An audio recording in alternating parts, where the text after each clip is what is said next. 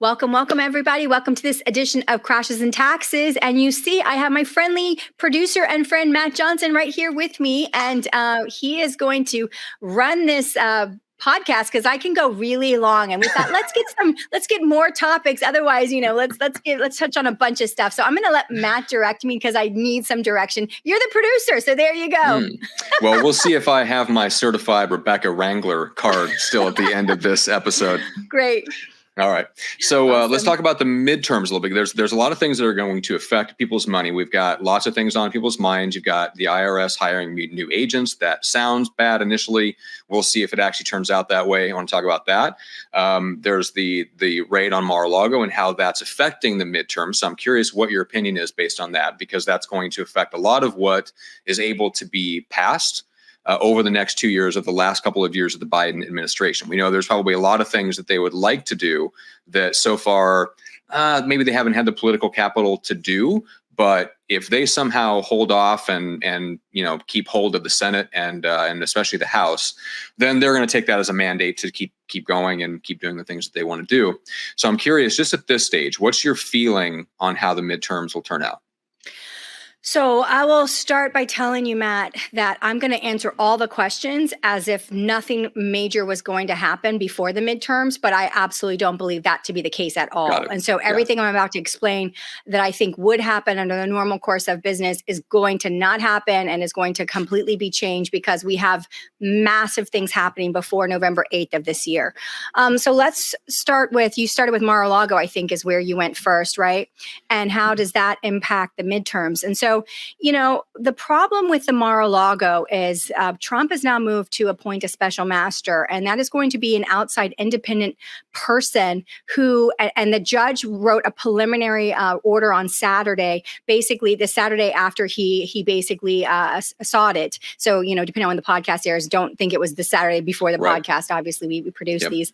So basically, he requested a special master because he's alleging nefarious, sort of like political motivations for this. This is unprecedented. Let's just be honest. I wouldn't want to see this happen to Obama, Clinton, Bush. No president of the United States can leave office and have this kind of activity. Now, obviously, the Justice Department is alleging that they were having problems getting documents that were classified, and the records librarian basically was working with the FBI. The whole thing is just really odd because a president has the Presidential Records Act, which trumps espionage. As a lawyer, speaking as a lawyer, I'm not a criminal lawyer, but this is my reading of these statutes, that the Presidential Records Act, which is just applicable to presidents, trumps, ironically, espionage, all kinds of other things, not cooperating, because when you have a president who has records that were part of his administration, he has the sole and final authority on what is declassified and what is not declassified.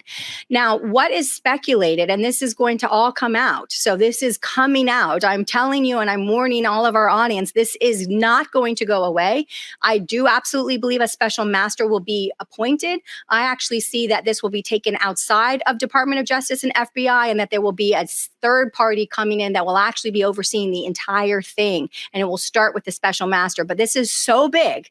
This is such a huge, big deal. And when the American public really understands what really happened here and what they were actually after going to Mar-a-Lago for, then everything is going to change. But it's going to take us some time to actually get to all of the facts through a third party outside party that's not going to be the court, and it's not going to be the DOJ, and it's not going to be the FBI, and it's not going to be Trump. It's going to be another party that is going to come in and be the arbitrator of this situation. This is a constitutional crisis that we could get to. We're not there right now, because right now Trump is saying, let's get a special master, let's get an independent. But if we do not get an independent, what you have is a new president in Biden basically stating that he waives the privilege, executive privilege, for documents that were in the possession of Trump. And Trump is alleging that as president, he declassified things that he made copies of and took to his residence, and therefore because they were declassified and because of the Presidential Records Act, he had every right to have a copy. And this was completely a political witch hunt.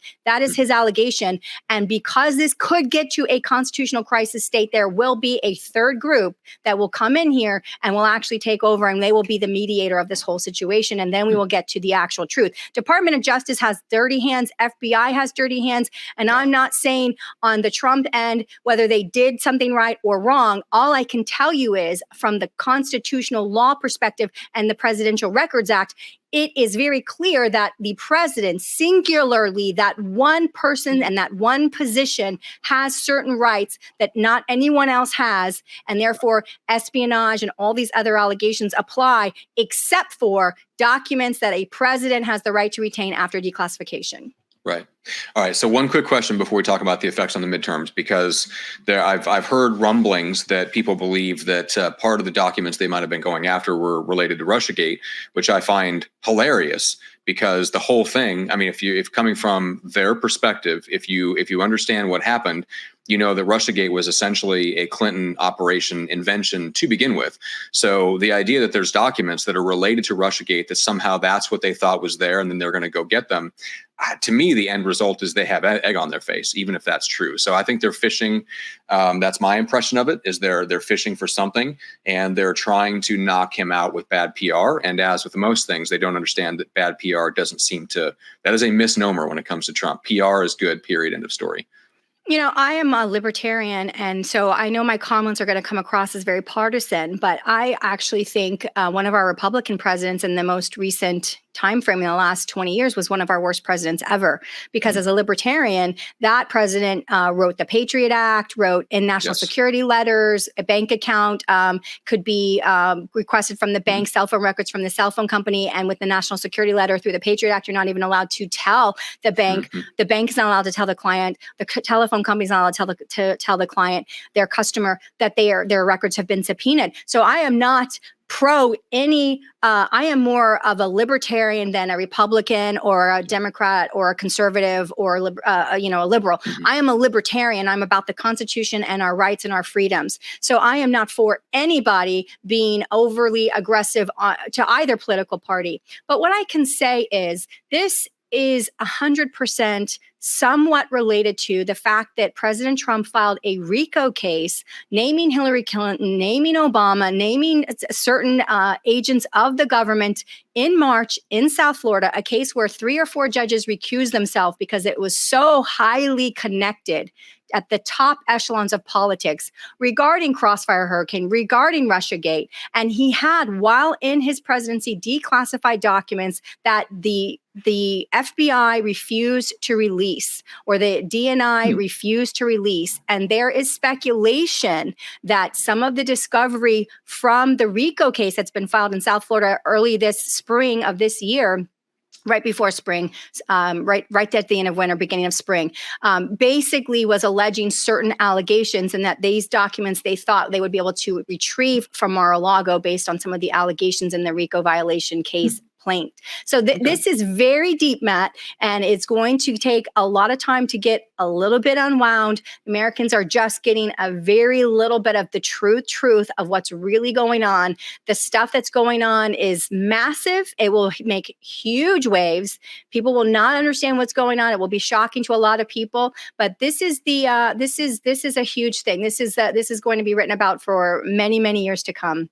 And it needs to be handled appropriately by an outside third party, because right now, you know, what the American public is getting from the media is, oh, Trump had classified documents laying around everywhere, and the librarian tried to get them back. And Trump's lawyers said there's no additional documents. And yet within hours, you know, the FBI, the DOJ's response to the special master request, a 30-page response that basically said, you know, within hours, we were able to find, a ton more classified documents. However, we don't know if they were truly still classified or if they Who had been says? declassified and they were copies. Yes. And so again, you need a third party to come in and to litigate these things because the American people are not being told the truth. Okay.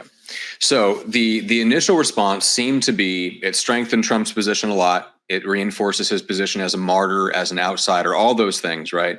So the initial take on it was that tilted the midterms massively in favor of the Republicans.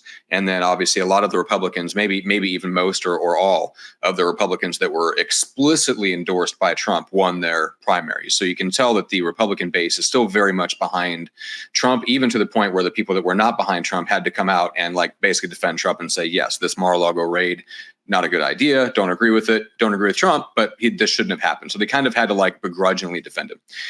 However, it seems like in the last couple of weeks, that kind of initial angry response has, dissipated. And now what we're left with is maybe it's not so much a guarantee. The Republicans storm and take, a ton of seats in the House and completely tilt the Senate and basically lock the government up for a couple of years.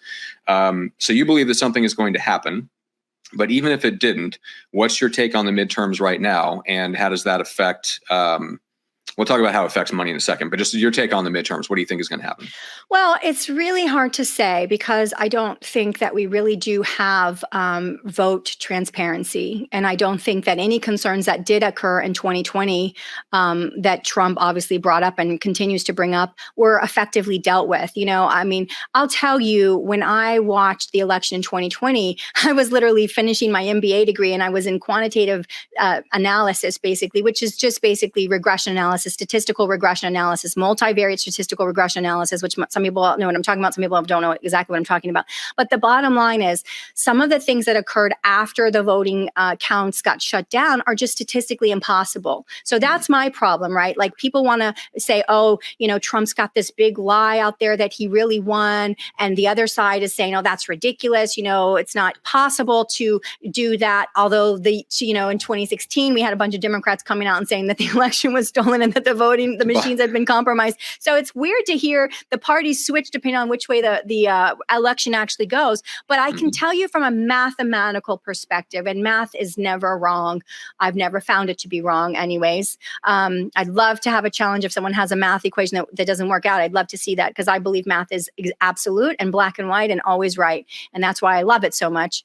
I can just tell you that the what happened after hours is statistically impossible. It is not possible for the vote dumps to come in 90% one way. I don't care if it is all mail-in ballots. It is not statistically possible.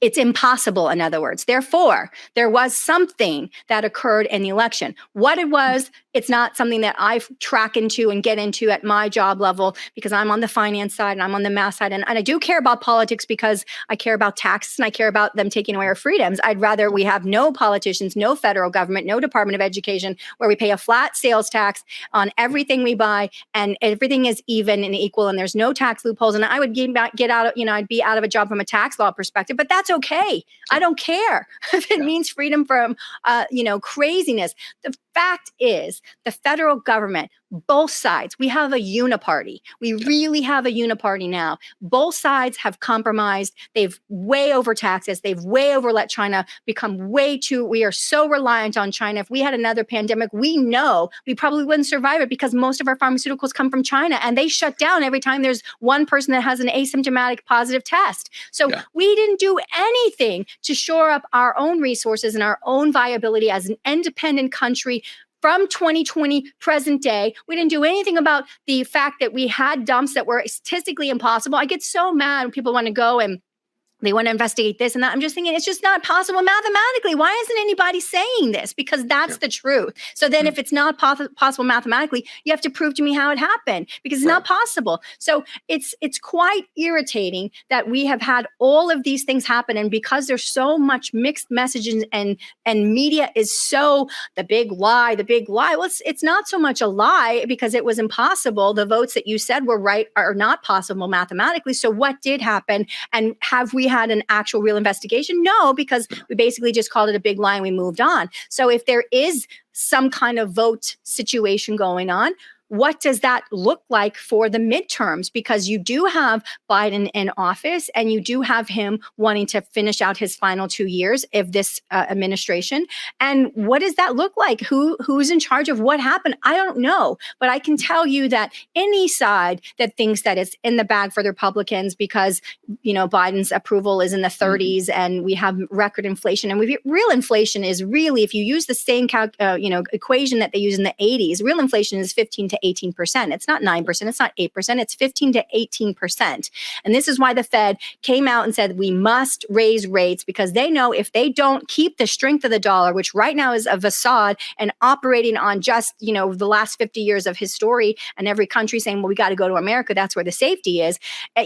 All of that collapses if we don't get real results of what's going on with our country. We can't afford to have one more election go by where we send people up there that tell us they'll do one thing and go up there and do something else. And I mean that on both sides. I don't care what side of the aisle. Stop telling us you're going to do something and then get up there and do something else. And that leads me to Joe Biden, him talking about he's not going to tax anybody less than $400,000. He passes the Inflation Reduction Act when the Joint Committee on Taxation themselves, which is bipartisan, Republicans and Democrats, scored the bill saying that in 2023 alone, people that are making under $200,000 a year would have $16.5 billion additional federal taxes taken from them. And people that were making $400,000 and below were some $14 billion next year alone. So everybody lies to us. They think they can name something, Inflation Reduction Act, and that will reduce inflation. It is complete dystopia when you're labeling a bill one thing and it actually does the exact opposite. When you're telling people we won't tax 400,000 or under 200,000 under, there was an amendment that was added to attach to the bill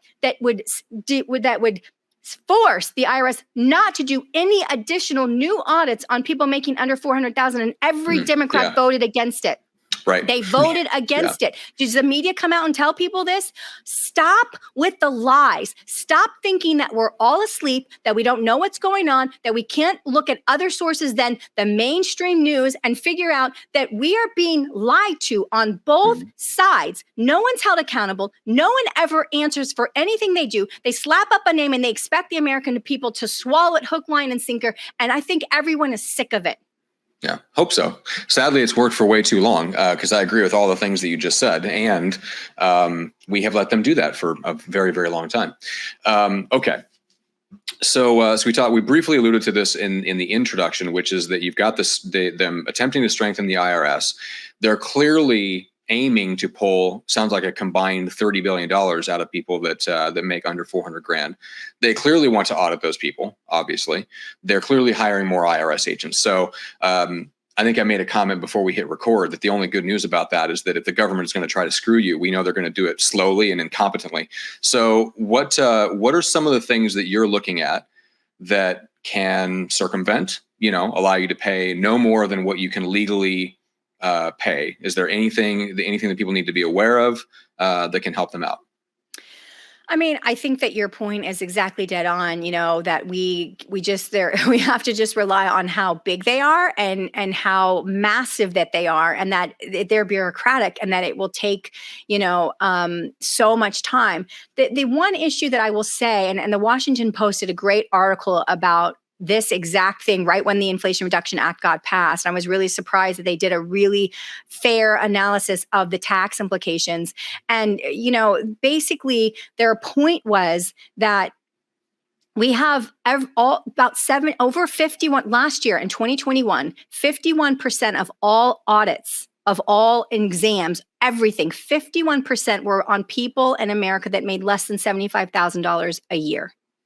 Wow. So the Washington Post's argument was they actually don't like going after the billionaires and the millionaires because those people have resources for tax attorneys like me. They have resources for offshoring, second passporting. They have these resources that they can avail themselves of at a sophisticated level. Whereas when you're looking at 400,000 and under, you're talking mostly about W-2 employees where everything is automatically sent into the IRS by Social Security number, and they can simply have red flag software run, analysis, finding out who, based on Social Security number, who has not filed, who has not reported, who does not have the right W-2 reported. It's a lot easier for them to go after people that don't have money, ironically speaking, because it's done through automated software and red flag systems outside of, millionaires and billionaires that they know are going to be a little bit more of a challenge. So they actually, if they want to raise revenue, they don't necessarily start at the top, Matt. And that's just a truth. Yeah, it's something like if they put $1 in, they get $6 out in terms of what the return is of them auditing and going after people that really can't afford tax attorneys and things like that. So if you I don't know how many in your audience would necessarily fall into that. I'm sure some do. You've got a high percentage of your audience that is high income professionals that's not really going to worry them. You've got folks that are, they're running as an S corp or they're running as an LLC or an LLP, something like that. Anything for those people that they need to be aware of? Well, I think that, what the biggest threat to all of us is right now, and this is something that we all need to, vote and care about. And it's happening without any kind of vote, without any kind of actually campaigning. It's just actually now being assumed that it's the next thing that will happen and we don't get a vote or a choice. And that is digital dollar. We're going to be in beta testing on digital dollar and by December. And Biden's administration came out yesterday and said they want us on digital dollars by May of 2023. This is happening so fast, Matt, that if we don't stop it and say something, we're going to lose cash and currency completely. And then you are in a system of technocratic slavery in which you and I can do nothing to do anything about any kind of tax because everything that is paid to us and everything that we spend is 100% tracked. There is no more anonymous transactions of any kind. And that is where this whole world is moving. China announced in September of last year, they were moving to digital yuan. UK announced in October of last year, they're moving to a digital pound. And now we are in beta testing. Biden signed an executive order in the spring of this year. We're in beta testing in December, and they're wanting us to be on it by May of next year. This has to happen fast because this is all related to the Great Reset. This is all related to the Great Reset. Well, and again, I think there's good news there because they'll do it slowly and incompetently. And the only reason they have an idea for the digital dollar is it comes from blockchain and cryptocurrency, which is going to move a lot faster than the government is anyway. I think there's some interesting developments with Tornado Cash, and I think the government will try to crack down on specific platforms, but they can't squash it completely. I'd also be interested, what do you think about this? Do you think that if that happens and they basically say, look, we're going to outlaw cash, right? So from now on, you're a bad person. You're a drug dealer. You're a criminal if you use cash. I could totally see a pretty good chunk of America going, screw off. Like we'll be over here and we'll play in your sandbox for the digital stuff, and that's fine.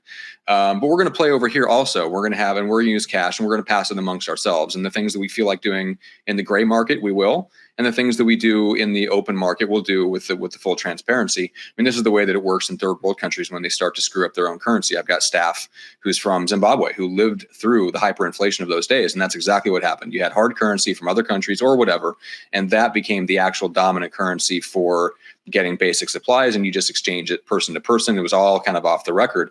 How much do you see that happening in the States?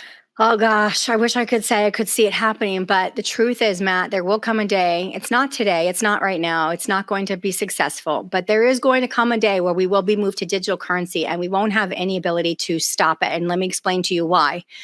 They've already done this, okay? They've already done this. So if you look at what they did with the American Rescue Plan in March of 2021, they started going after the PSEs, the payment settlement entities like the Venmos and the Cash Apps and the PayPals. Right.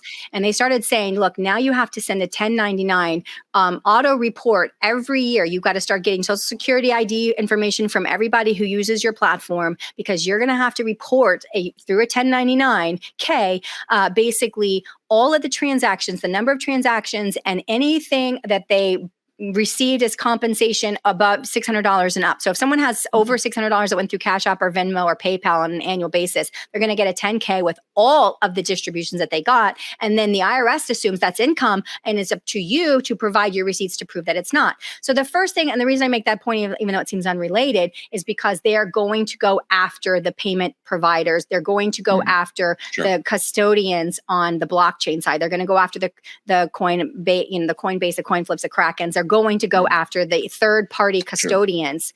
Now, as far as them getting rid of cash, they already started to do this and already started to get us used to it with COVID, right? Basically, money was dirty. It had germs. It could transfer COVID. Cashless. I mean, I can't tell you. I was so mad. I went downstairs to my local Starbucks. I actually said this on the podcast like last year, and they said, we're now a cashless store. And I had brought $20, and they were like, well, we can give you the balance on a gift card. And I was like, okay, I come down here all the time. They know me. But I was just like, you need to tell your guy to call me, the owner, because, I said, because literally he's just helping bring about the cashless society that will digitally track everything you do. And unless he wants that, he should probably not go to cashless. Half the country does. Absolutely, they do. But they want it because they haven't taken the time, Matt, to think through what it means. What does it mean to have every single financial transaction that you've ever done or ever will do tracked by your central bank, which, by the way, is not a government entity. It is not a government. It was chartered by by Congress, but it is not a government institution. It's a private corporation. So this is craziness. But going back to how they'll get away with it and why it won't work the way you think it will, as what did work in Zimbabwe, is the fact that all they have to do is stop accepting cash deposits. All they have to do is say that we will no longer accept cash. If no one can deposit cash anywhere so that they can then use it, or if no one can use cash anywhere so that they can then use it on another purchase, cash is just a medium of exchange. If it's literally outlawed, which if you went fully to a central bank digital currency in a country that was advocating that, they would eventually outlaw the previous cash. People forget that if you go back to the 1930s, FDR basically wrote an executive order in April that said by May, all of your gold must be turned in. And if you don't turn it in, there's going to be problems. So they paid them. They didn't just confiscate it. They paid them at the time what they considered fair market value. Right. Yeah. Exactly. But the point I'm trying to make is it's not hard for them to say no cash. Now, does that mean there won't be a different kind of black market pop up? I think people are creative and there will be things always, but it's just not going to be mainstream, and you're not going to be able to take your Zimbabwe currency and go over somewhere else and buy something with that. I don't see it happening. Yeah. Okay. That makes sense. Okay. So we've talked about mainly most of the things that I wanted to bring up to you. So let's talk about this. So reasons for hope. So there's a lot of reasons to be discouraged. However, we've talked about how the government is usually slow and incompetent at basically everything they do. So, and they're pretty, good at signaling that they're going to do really, really terrible things. And, so we know we have a while before some of these things go into effect. So what would you tell the average person, and just maybe some things that you are looking for that are hopeful developments? Anything on your mind? This is the biggest issue I've had these last 2 years, because I am such a glass half full person, and everything has got to have a silver lining, and there's got to be a reason for everything. And we got to see the benefit and the reason for it and how eventually it will get good. And obviously these last, years since Corona, it's been bad after bad after bad after bad. And when you do have a podcast and you do go on a lot of television, as I do every week, and everything you're saying is negative, gosh, you can get really depressed. And I know that people that are watching get really depressed, but I will tell you, the best information and the best news in the world is on its way, because the world is trying to move to a place of a great reset. And I believe that is 100% going to fail, that we are not going to have a great reset. We are going to have a currency collapse.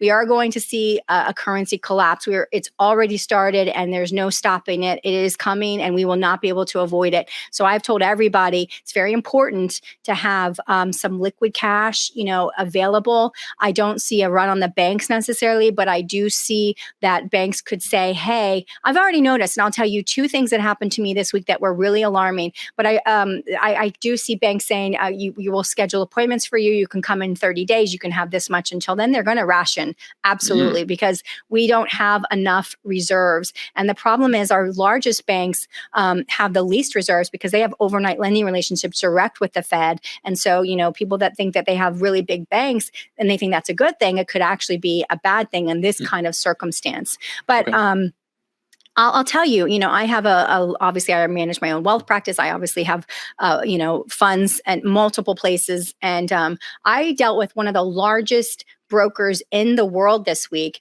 And I had the hardest time getting out a 6-digit transaction. And and they're asking you now, what is the purpose of this withdrawal? Where is this money going? And then I'll tell you about my bank. I have a very large credit union, and I was sending a wire to another investment, and they were asking me on the wire, how did you get the wire instructions? Was there anything fishy about them? How do you know this company? What's the purpose of this business? It's becoming the nanny state already with these corporations. And I don't know if it's a combination, Matt, of there's so much fraud that's going on financially that they're just being so super protective because, clients are calling up and saying, oh, I got fraud and I want you to reverse it. They think it's like a credit card. If you send a wire, you can't reverse it, So finally I had to say to the guy, it was giving me, I got to listen to a 2-minute disclosure just to finally authorize a verbal authorization for a wire transaction. I'm like, I'm a professional. I know what I'm doing. Like, this is crazy. This is like Big Brother.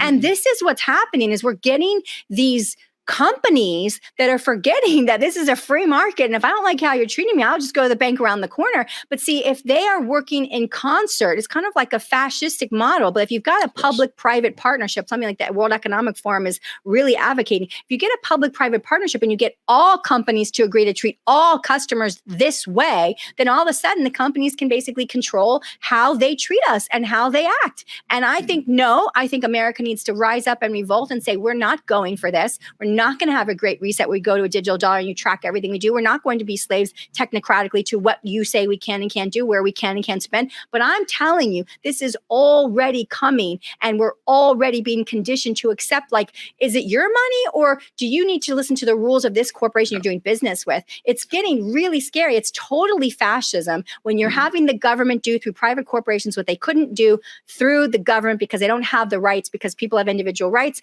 Then you use the corporations and corporations say, look, we aren't subject to these rights. We can do what we want. We're a private business. That's true. So you could leave them in theory and go to another private business unless all the businesses get together and say, let's just do this across the board and then no one can go anywhere. And this is the way it is from now on. Yeah, exactly. Yeah, that's why I'm watching with great interest the developments in decentralized finance, because I think we're too far gone down the path to where we could revolt. The problem is only at most, maybe a half of the country would revolt. And that's the problem, that we just don't have a critical mass to really overturn things at the government level. So I don't think we're going to have a good political solution to this stuff. And it's too far gone. And there's too many people entrenched in the uni-party to roll back this stuff. So I think we could try to revolt. But I think more realistically is that technology bails us out and gives us another option. And then the method of revolting is just by saying, hey, I'll stick to your rules in this one area over here. And then I'm going to take a portion of my money over here where there are no rules. And I think more and more people are getting turned on to that possibility. I think the tech just needs to catch up, and hopefully it does. It catches up. Hopefully the tech gets advanced far enough, fast enough to offset the political advancement for the negative. That's not just hoping there's not like a 30, 40, 50-year gap there where we get screwed over until the tech catches up on the other side and gives us our freedom back. So anyway. I don't think you'll have to worry about any of that, because I think that the circumstances that are going to develop before the end of 2022, Matt, I think that you'll see that, you know what, all of these things and all these worries were for naught, because we are going to have a global currency change, and it is coming. A second that Russia, and the people that listen to the podcast, they've heard me say this 100 times, but the second that Russia invaded Ukraine and NATO and the West decided to kick them out of the SWIFT international payment system, dollar hegemony was over, the petrodollar was killed, and that in and of itself means that the US dollar will no longer be the sole reserve currency of the world. That is causing massive problems. When you have not raised rates in the United States of America, and you have kept Fed funds rate at 25 basis points from 2008 really through 2020, 2020, in 2022, they didn't start raising until March. When you keep it that low for that long, and then you raise it as fast as you've raised it, we have the worst bond performance since the 1700s in 2022. And yet we know that the real numbers being 15 to 18%, we know that the Fed has to raise to a minimum of 4. We're only at 1.5, 1.75 right now. So we've got a lot more pain coming after the Fed's already lost a substantial amount of value of its $8.5 trillion balance sheet. We have a lot more pain coming, and we have to realize that that is collapsing the bond markets, and the bond markets financially run the world. Equities, everyone talks about stocks and equities as if that's the big bear in the room. It's not, it's bonds. And so we care about equities, and obviously that's the health of a company and the health of the capitalist system to raise capital, IPO, all those things. But at the same time, it's the financial institution of bonds commercially across this globe that manage the world, run cost of capital, run finance, and it's a problem. So we having to raise another, 2+%, it's not possible without an absolute dollar collapse. And so I am telling you, and I've already told the audience, that at this point we will see this dollar collapse. It will collapse, and there is nothing that we can do about it. It will happen. And because it will happen, and because I expect it, I don't know the time frame because all of these global situations affect it, but I absolutely believe that we could see something before the end of this year. And that's why people need to have a little bit of liquidity at home. Definitely, I've talked to my audience about having some supplies at home in case we do have some supply chain interruptions, but this is going to be very fast, and then we will have to see where we all end up. This is the end of it. We are at the end of the global fiat debt-based system. The Federal Reserve can no longer stimulate without massive inflation. And that means that what I've been saying for the last 2 years since they started stimulating with coronavirus, modern monetary theory is dead. And it is put the nail in the coffin. We now know it's not true. You can't just print forever into perpetuity with no economic or financial fallout as long as you can service the debt. That is false. That is not true. We've been able to service our debt the entire time. Yet what the world knows is that we can't keep servicing our debt as we normalize interest rates. And therefore, we're at the end. And a lot of countries have already collapsed. So that's why this is such a big thing. This is not just a midterm election. This is not just a Mar-a-Lago raid on an ex-president. This is the end of things that we have known to be the case. The dollar has been the reserve currency since the 40s, Bretton Woods. But really, we've had, after we got off the gold standard in 71, we no longer could trade your dollar for gold. We really went to petro backing by the OPEC agreement with Saudi Arabia, and Russia agreed to sell energy in dollars. And once that broke, then dollar hegemony broke and the petrodollar is dead. And we have about 40% of the world that's moving towards BRICS, Brazil, Russia, India, China, and South Africa, and away from NATO and the West. And that includes Saudi Arabia and Egypt. So we are at the most dangerous financial time we've been in ever, probably with the potential insolvency and the insolvency of America after the American Revolution.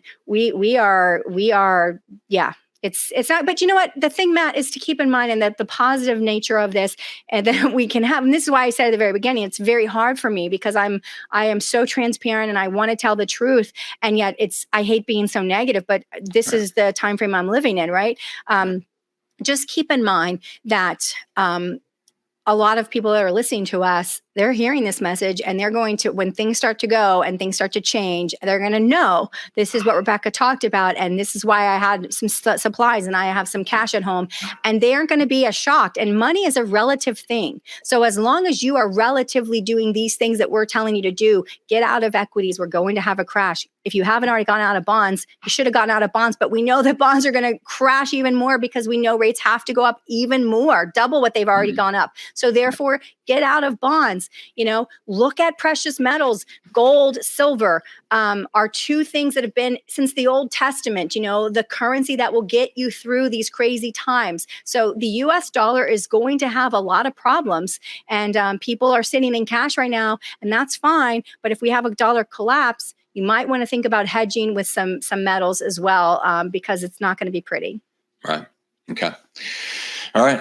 Makes sense. Yeah. It's a hard thing to be optimistic about, but I think there's always a silver lining somewhere as long as you are prepared. So I think that's the message is Yeah, the fact that stay these people are prepared. listening to this podcast and they're hearing this is not going to be a shock to them. 99+%, well, not 99. Let's just say over 70% of our country probably will have no idea what's going on. And that's a lot of people that have, and you know what? It's sad to me because I try to consider myself a normal person. I know that I have way too much information. But you know, when you just can't see all these things happening, Matt, you know, and not realize that something isn't right. You know, we had coronavirus, then we had that weird election, and then we had, you know, it's just one thing after another. And then we had, you know, Russia invaded Ukraine. We have China threatening Taiwan. We have countries like Sri Lanka and Ecuador collapsing. We have what's going on. We're sending $8 billion to Ukraine every 3 days. What is going on? So people just need to realize that things are not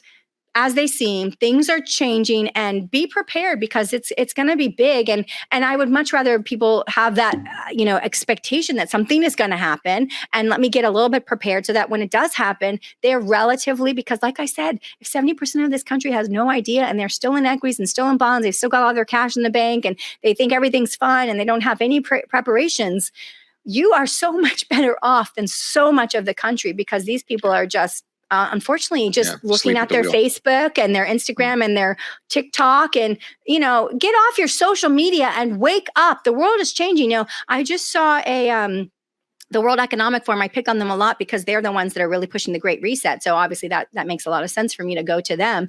But they're genius, actually. What they've done is just super genius. They really just decided, hey, we just want the government along with corporations to run the world. And we want to get rid of all of these corporations that don't treat the planet right, or we think that are detrimental to the planet. And so we're just going to start passing ESG. We're going to go work in the cabinets. You know, you had Klaus Schwab basically bragging that not only was Justin Trudeau graduate of the Young Global Leaders Forum, but so were like half of his cabinet. So the WEF has been extremely productive and going to countries across the world, raising up leaders that get elected, establishing cabinet members that were all on this ESG. And now, of course, they're using ESG to basically make corporations, you know, report. Like in Europe, they already use the accounting regulations to make corporations report their carbon footprint. But what you had here, this is new information I haven't shared with the podcast before. What you had here was Larry Fink, who is the CEO of BlackRock, basically send a letter